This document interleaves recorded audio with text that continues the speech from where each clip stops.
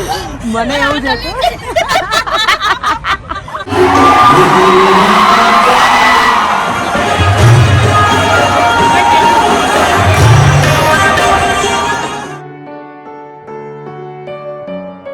Good morning, જય શ્રી કૃષ્ણ, જય સ્વામિનારાયણ બધાને. ઓમ નમઃ શિવાય. આજે છે ગુરુવાર અને શંકર ચોથ પણ છે. તો મેં લાડવા ખબર નહીં એવું બનાવીશ કે નહીં. અત્યારમાં પુલાવ બને છે ઇવનિંગના ડિનર માટે થઈને. જો વાગ્યા છે હજી સવારના 7:45 અને મેં પુલાવ બનાવવાનું સ્ટાર્ટ એટલે કર્યું છે કે આજે મારે ઇવનિંગમાં જવાનું છે ગરબામાં, પ્રી નવરાત્રિમાં. એટલા માટે થઈને અત્યારે બનાવીને જઈશ, કારણ કે હું ડાયરેક્ટ જ સલૂન ઉપરથી ડાયરેક્ટ ત્યાં જવાની છું. હેરો લેઝર સેન્ટરમાં છે એના ગરબા. પુલાવ બનીને રેડી થઈ ગયો છે. ઓકે, અમે આને તવા પુલાવ કહીએ પણ મેં બનાવ્યો છે તપેલામાં, પણ છે તવા પુલાવ. અને યસ, પુલાવમાં તમે કોણ કોણ હળદર નાખો છો એ મને કોમેન્ટ કરજો. હું નથી નાખતી હળદર, કારણ કે હળદર નાખે ને તો મને એવું લાગે કે વઘારેલા ભાત કહેવાય. એટલે હું પુલાવ હોય ને એમાં હું હળદર ના નાખું. અને લાલ મરચું જે પેલો તવા સ્ટાઇલ બને ને આપણે પાવભાજીનો મસાલો એવી રીતે નાખીને મેં બનાવ્યો છે. નેક્સ્ટ ટાઈમ જ્યારે બનાવીશ ને ત્યારે તમને રેસીપી આપીશ. જો તમને રેસીપી જોતી હોય તો કહેજો મને. પણ બન્યો છે સરસ, કલરફુલ એકદમ. ટ્રેનમાં બેસી ગઈ છું અને આજે જો અહીંયા વરસાદ છે અને ઠંડુ પણ છે, એટલે મેં ફૂલ સ્લીવ પહેર્યું છે આજે. ઘણા દિવસ પછી ફૂલ સ્લીવ પહેરી છે. અને સવારમાં ઠંડી લાગતી હતી, ટેમ્પરેચર થોડુંક ડાઉન છે અને રેન પણ છે એટલે વધારે ઠંડી લાગે. મોર્નિંગમાં જો હું છે ને વેમલી સેન્ટર ઉતરી, બીરવાને મળી, બીરવાન ચણિયાચોળી આપવાના. ના વાંધો નહીં, બીરવાન ચણિયાચોળી આપવાના હતા ને. અમારા લોકોના જ ગરબામાં જવાનું છે ને, એટલે તો અમે એવું નક્કી કર્યું હતું કે અમે રસ્તામાં મળીશું, એને ચણિયાચોળી ડ્રોપ કરું અહીંયા અને પછી અમે બંને જોડે નીકળવાના હતા. પણ તો એને છે ને એની ઓવરગ્રાઉન્ડ હું જેમાં બેઠી હતી એનાથી મિસ થઈ ગઈ. એટલે હું પણ અહીંયા બહાર છું અને એ પણ. અમારા બંનેને ક્લાયન્ટની અપોઇન્ટમેન્ટ છે. હવે લેટ્સી અમે ટાઈમે પહોંચીએ છીએ કે નહીં. કંઈ વાંધો નહીં, તો ક્લાયન્ટ બેસશે, બીજું તો શું. તો ક્યારેક આપણે આજે ક્લાયન્ટને વેઇટ કરાવવાની છે અમારે. જો વેમલી સેન્ટ્રલ પહોંચી ગઈ છું. મેં જે ટ્રેન મિસ કરી હતી ને એના પછી મને બીજી ટ્રેન મળી ગઈ હતી, તો હું ટાઈમે પહોંચી જઈશ. હું અને બીરવા બંને. એને અધર વેથી જવાનું હતું એટલે એક્ઝિટ થઈ ગઈ ત્યાંથી અને હું આ સાઈડથી એક્ઝિટ થઈ ગઈ છું. એટલે હવે વાંધો નહીં આવે. મને એવું હતું કે નહીં પહોંચી શકું, પણ પહોંચી જઈશું હવે. જો બપોરના છે ને 2:45 વાગ્યા છે અને વેધર જો એટલું ક્લાઉડી છે. મારા જે ગરબામાં જવાનું છે, ખબર નહીં કે હું શું કરીશ. ચણિયાચોળી પહેરીને જાઉં અહીંયાથી ટ્રેનમાં કે શું કરું, કારણ કે પરેક મને એવું કહે કે ચણિયાચોળી પહેરીને ના જતી એવું સારું ન લાગે. પણ હવે પછી મારી પાસે કંઈ ઓપ્શન ના હોય તો હું એવું કરું.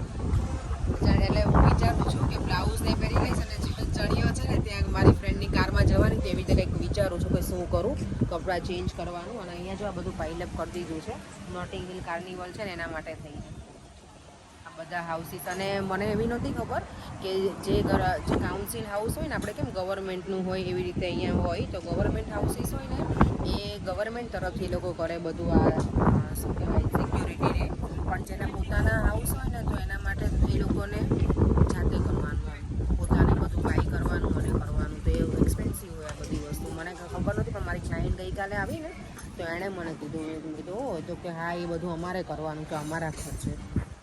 અને એ લોકોને કરવું જ પડે, ના કરે ને તો પબ્લિક અહીંયા એટલી બધી હશે ને. આ રોડ આખો એટલે ફૂલ બિઝી હશે, એટલું બિઝી હશે ને કે ના પૂછો વાત. અમારા શોપ છે ને સલૂન, એ પણ આખું ક્લોઝ હશે 2 દિવસ માટે.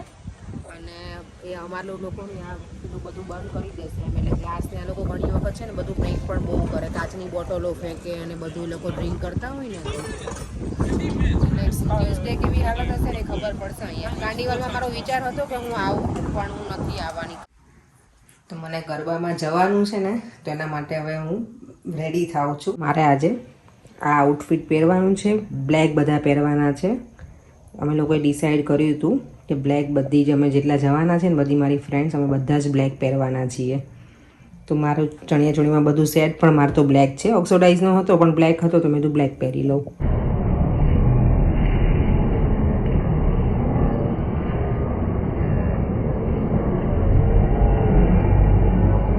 તો અત્યારે હું જો આ રીતે રેડી થઈ છું, પણ ત્યાં પહોંચીશ ને પછી હું ચણિયા ચોળી પ્રોપર પહેરી લઈશ, કારણ કે રસ્તામાં ટ્રેનમાં ને એમાં ચણિયા ચોળી પહેરીને થોડુંક ઓકવર્ડ લાગશે, કારણ કે છેક મને 1 કલાકનું છે જર્ની, તો સારું ના લાગે. એટલે કેટલા વખત પછી આવી રીતે ટિકિટ બુક કરાવીને જવાનું હોય અને વરસાદ આવે તો ગમે, જોકે અંદર તો વાંધો ના આવે.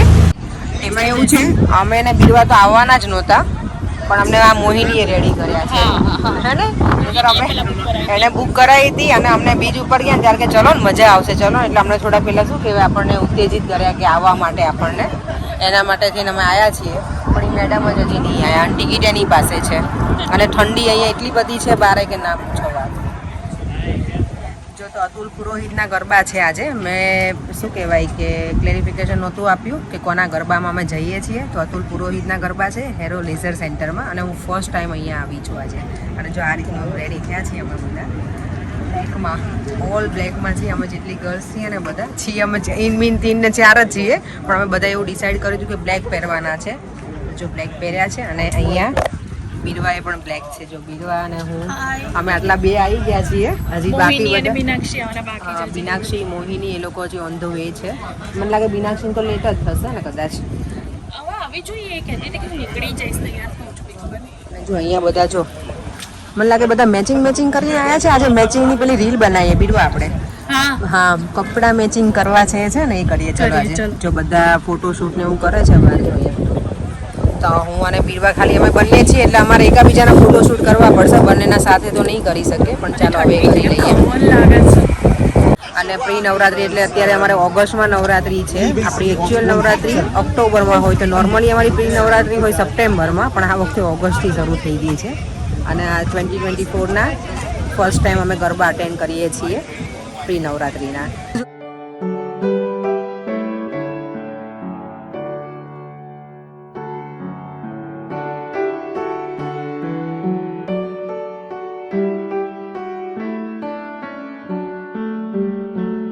કે શું કહેવાય કે દાદા જે કરવાના છે, પરફોર્મન્સ આપવાના છે, એમાં અમને મજા આવી જોઈએ. અમારા મોહિનીને તો છે ને તાન ચડવું જોઈએ, અમને લોકો તો મને બીજવાનું એવું જ છે. નહીં ચડે આ બેને, મને છે શોખ, પણ આ લોકો તો વધારે પડતા ક્રેઝી છે બંને ગરબાના, એટલે હોપફુલી ફિંગર ક્રોસ કે સરખા દાદા આપણને દોડાવે અને અમે એન્જોય કરીએ. આની ટિકિટ છે આજની, અતુલ પુરોહિત છે ગરબા છે એમાં ટિકિટ છે એક જણની 33 પાઉન્ડ છે, પણ અમને આ મોહિનીએ કંઈક ડિસ્કાઉન્ટ લાવી આપી તો અમને 30 પાઉન્ડમાં થઈ છે. 3 પાઉન્ડનું ડિસ્કાઉન્ટ હતું અમારા માટે. અહીંયા જો ફોટો સેશન ચાલે છે આખા ગ્રુપનો. અહીંયા બધા બહાર અમે વેઇટ કરીએ છીએ. ટાઈમ હતો 7 વાગ્યાનો. કેટલા વાગે બીડવા અત્યારે? 7:30. ઓ માય ગોડ, 7:30 હજી ગેટ પણ ઓપન નથી કર્યો. અમે લોકો જો અંદર એન્ટ્રી લઈ લીધી છે અને ભજીયાની સ્મેલ સરસ આવે છે ને. હા, મારે તો ઉપવાસ છે, જો શ્રાવણ મહિનો છે એટલે હું જમીને આવી છું, એટલે મારે તો હૃદય ખબર ખાઈ નાઈ અત્યારે. ઓકે, મોહીને તો આજે શ્રાવણ મહિનો કરે છે એટલે ઉપવાસ છે. હજી અત્યારે તો ભૂખ નથી લાગી, બટ લેટર ઓન. ઓકે, મોહી તો સ્કેન કરવા ઊભી રહી ગઈ છે. હું વિડીયો લઉં છું એટલે હું નથી કરતી.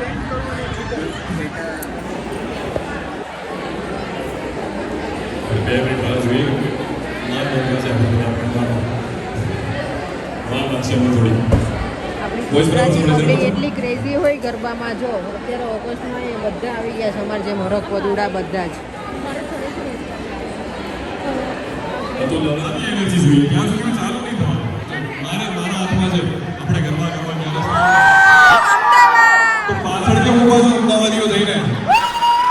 આગળ આવો. કેટલા વાગે સુરત થી છે? ચાલો તો ગ્રુપમાં જોઈન થઈ જઈએ.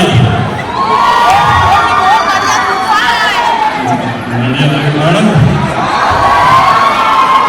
અતુલ દાદા હોય ને આણંદ ને નડિયાદની અંદર શક્ય છે. ઓકે, આણંદ હતું દાદા. હા, અતુલ દાદા સાચી વાત છે. આણંદ વાળા તો હશે જ.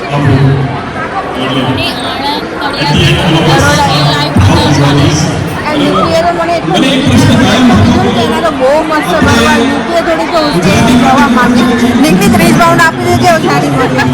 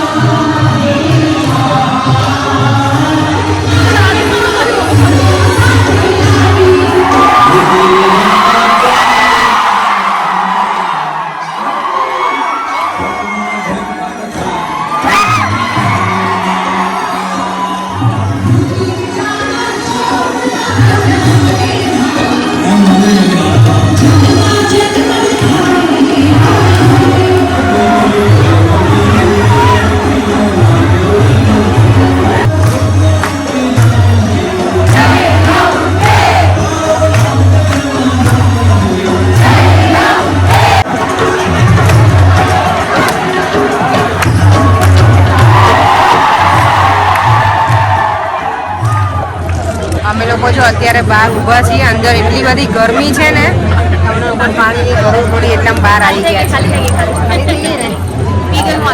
અને એટલી અંદર તો હવે પગ મૂકવાની જગ્યા નથી, એટલી બધી ભીડ છે એટલે રમાય એવું છે નહીં ગરબાની.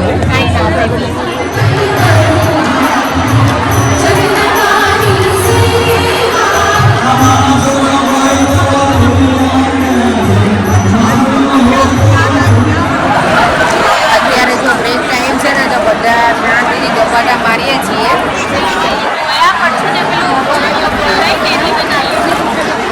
બધા ફોટોગ્રાફીના શોખીનો એ ફોટા પડાવે છે. અમે ઓલરેડી પાડી લીધા છે, તમે શાંતિથી બેઠા છીએ અને વાતો કરીએ છીએ.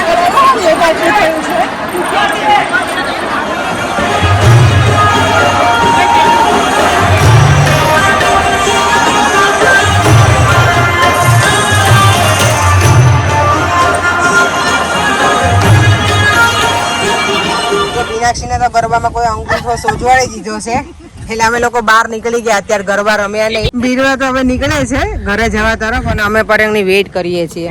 પરેંગ તો ઊંઘી જ રહ્યા છે. મેં મેસેજ કર્યો તો 10 વાગ્યાનો. પરેંગ આયા જ ના હોય. જાવ ને જબરા છે. હું કહીશ પ્રકાશ પરેંગને. જો તો અત્યારે વાગી ગયા છે રાતના 11:15.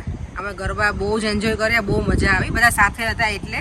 અને બસ હવે બહાર નીકળી ગયા છે. પરેંગની વેઇટ કરું છું, એ લેવા આવે છે ને એટલે. તો વિડીયોનો એન્ડ પણ અહીંયા જ કરું છું. જો તમને આ વિડીયો ગમ્યો હોય તો like, share and subscribe. Bye. જય શ્રી કૃષ્ણ, જય સ્વામિનારાયણ, ઓમ નમઃ શિવાય.